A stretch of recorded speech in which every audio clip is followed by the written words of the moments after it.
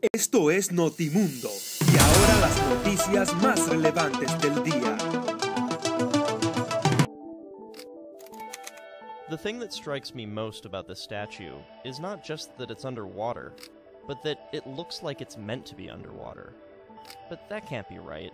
No one would sculpt a huge statue and then just throw it in the ocean, would they?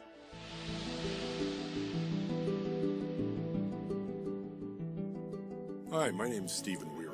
I am an underwater photographer, and I also write for Diver Magazine in Vancouver and many other publications that are looking for stories about the underwater world.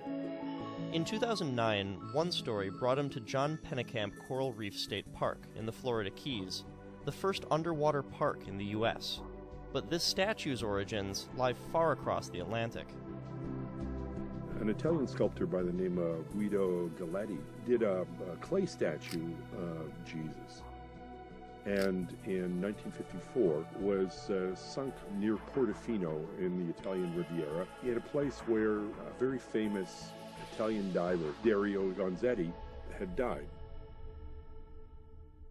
The statue was called Christ of the Abyss, which still stands there today as a beautiful piece of art and a peaceful memorial. The statue in the Florida Keys is a replica cast from the same mold and donated to the Underwater Society of America in 1965. They chose John Pennekamp Park as the place to install their Christ of the Abyss. I took this particular picture in February 2009. With taking underwater photography, there is a lot to do. You have to be concerned about distance, light, current, sediment in the water, wave action, boats that might be coming by, big fish. By the time I got everything set up to take the picture, I had actually floated above the statue of Christ. So that's when I took the photo. This wasn't the first time John had taken this photo. He'd been here many times before, always with camera in hand. For me, when I first saw Jesus, it was inspirational. I am not a Christian. However, I understand the role that Christ plays in Christianity. And, you know, most of the statues of him, might be in a church or in a hill over top of a city, or here in Canada at the side of the road. It's a blessing to humanity. But I think in the case of Christ of the Abyss, I think we all think of him as blessing the fish and protecting the reefs. But a watchful eye by Christ of the Abyss might not be enough. As a frequent visitor of the Keys, John has seen firsthand how things have changed.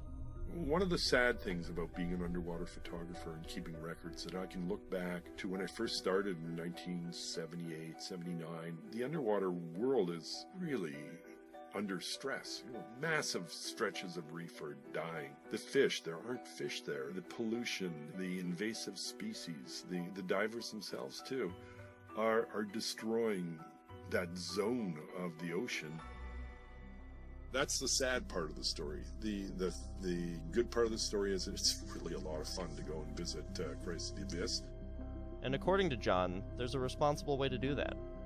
The people that were with me were experts in underwater photography, and they like taking pictures of Christ of the Abyss because it's fixed into the bottom of the ocean, and we don't damage anything by taking pictures of it.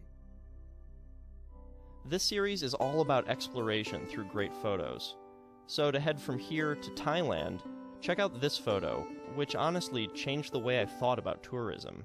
People there have to make money, people there have to do something to survive, and these people are doing the best they can, and it was fun to experience. And as always, hit the subscribe button right here to catch all our new videos. Thanks for watching.